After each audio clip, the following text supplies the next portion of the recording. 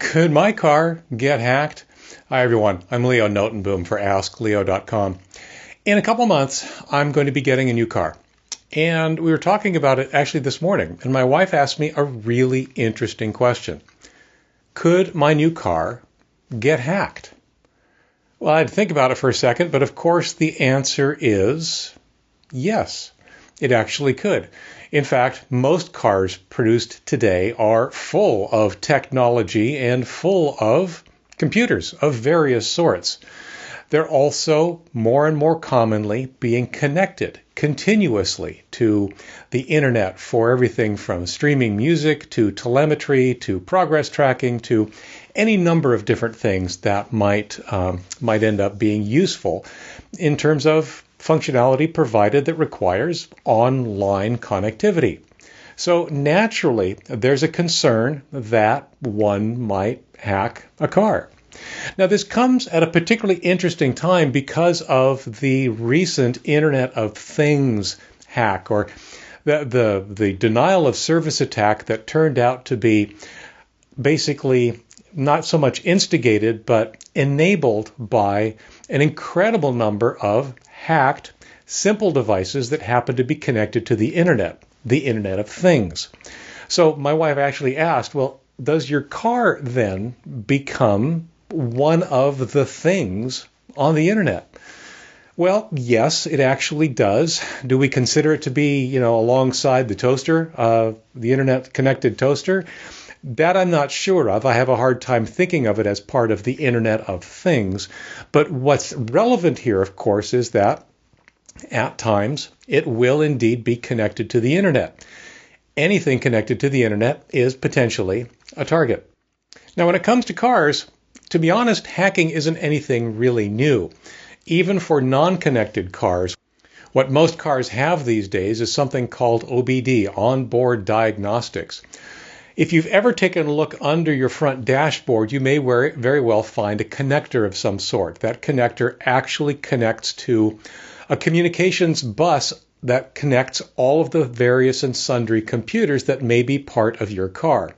And like I said, if you've got a car even less than 10 years old, chances are it's got at least one and potentially several different computers on board. They're all connected and they all talk to one another over this bus.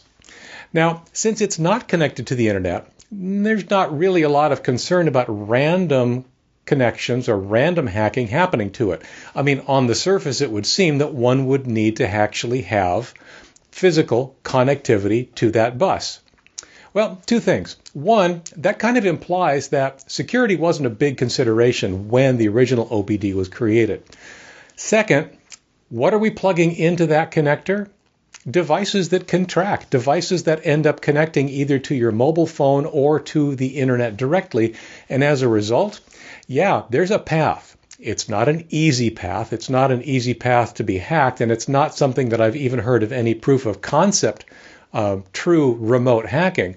But I do know that using devices connected to the onboard diagnostic bus, that yes, those kinds of cars have been hacked. More interestingly, there have also been proof of concepts where Internet-connected vehicles have indeed been hacked. We've seen a couple of news reports where control of the vehicle was actually wrested away from the driver so that the car came to a stop, or the car, basically as proof of concept, it was very benign. The car came to a stop and slowed down, maybe even turned off to the side of the road. But the bottom line is the driver did not have control of his vehicle. A remote hacker did. Now, the question, of course, is this something to worry about? And of course, my answer is it's not something to panic about. It's something to be aware of for sure. When we take a look at the Internet of Things responsible for the denial of service attack a few weeks ago, one of the things we realize is that these devices were never really created with thorough security in mind. The phrase I use is, well, who wants to hack a toaster? I mean, bake great, so you can make my toast pop up early or come out brown when I wanted it light or something like that. What we didn't realize at the time those devices were being created is that not only were they interesting devices for whatever reason they may be, but they have computers in them, and those computers can be used to do things elsewhere on the internet. So rather than screwing around with your toast or your security footage or your refrigerator or your whatever, what was really happening is those small computers in those devices were being used to remotely cause problems elsewhere. The bottom line for those kinds of devices is that security was either not present or it was an afterthought. It was the kind of a thing where they came along and suddenly realized, well, now that we've got this wonderfully functional device here, I guess we should make it secure. The good news for major devices, for which I will throw cars, automobiles into, is that it's long been known that they are interesting targets for hacking. Not necessarily for this Internet of Things style hacking where they end up using the computer in the car to do damage elsewhere, but the actual ability to do damage within the car itself has always been on the minds of the individuals who are creating the software, designing the cars, so that security is kind of sort of baked in from the beginning. Now, that's not a panacea. That's not a silver bullet. The problem, of course, is with the Internet of Things approach, security is an afterthought. With the more serious devices, like cars and computers, laptops, and so forth, security is at least being baked in. It's at least being attempted. The problem is we are once again then at the mercy of the ability and the expertise of the individuals doing the baking, the people who are actually designing security and actually implementing it in all those devices. As we've seen, there's a range. There are really secure devices with security thoroughly and truly baked in from the beginning. And there are devices that claim to be secure, which basically aren't. Not because they didn't attempt it, but because they just really weren't very good at it, or they weren't thinking of the entire security picture. Security, in order to be done well, really needs to be part of a device's architecture from the beginning. Now that we know that the security is an issue for automobiles, then presumably the auto manufacturers are, quote unquote, doing the right thing to actually make sure that whatever it is they have, whatever connectivity they use, whatever functionality they expose, is done in a way that is secure and protects the driver and the vehicle, as well as potentially using the computers on that vehicle as Internet of Things attack devices. So, what's a poor user to do? Well, as we saw a couple of weeks ago when I wrote about the Internet of Things debacle, in some ways there's not a lot you can necessarily do. We've talked about staying behind a router, changing the default passwords for those devices for which you can or have a default password, those kinds of things. But when it comes to other devices, fact is, when it comes to all devices, the most important thing you can do is stay up to date. This is nothing new. These are our techniques and approaches that we've talked about for computing systems, Windows, Apple, Linux, for years. Keep the software up to date because the software reflects the current understanding of the threat landscape. The software reflects the current fixes to stop problems that are coming across the threshold. So when it comes to other devices, be it, I suppose, your Internet of Things refrigerator or your car or your laptop or your desktop, keep it up to date. But also stay aware.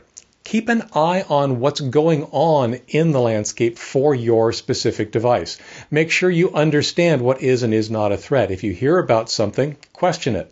If you have a vehicle, make sure that it gets regular maintenance. Regular maintenance for vehicles today includes software updates. And that's something that's as important for today's cars as it is for today's computers. But like I said, the best thing you can do is to stay informed, keep watchful. Everything from consumer watchdogs to actual manufacturer websites to the sources where you purchase whatever it is we're talking about, they should be able to provide current information on the actual threat landscape for whatever it is you have, and presumably provide updates, assuming you have a device that is updatable, and then basically resolve the issues before they become an issue for you. When it comes back to my car, well, to be honest, I would honestly be more concerned about a random security camera that I bought off the shelf in a big box store than I would be about the cars. Security cameras, for example, clearly have had some issues in recent weeks. Cars, not so much. Not yet anyway. And that's why I'll also be paying attention to the manufacturer and the dealer from where I got the car for the latest information on anything that might be relevant to its safety and its security. So, as always, I'd love to hear what you think. What kind of devices are you using that fall into this category? What is updatable and not updatable? If you run across a device that you find out has a security issue and it can't be updated, are you ready to throw it out? Is it an issue for you? As always, I'd love to hear what you think. Let me know down in the comments below this article. If you're watching this anywhere but on AskLeo.com, this is the place. Here's the link to this video posted on AskLeo.com. That's where all the comments are moderated. I read every single one of them. I'd love to hear from you. Until next time, I'm Leo Notenboom for AskLeo.com. Remember, stay safe, have fun, and don't forget to back up. Take care. Was that video interesting? Helpful even? Well, then I could use your help. I've got a Patreon project underway. You've got an opportunity to contribute and help support AskLeo.com to help me do what I do. Help more people, answer more questions, produce more information about technology that hopefully can help you and others use it more effectively and with more confidence. Visit patreon.com to learn more.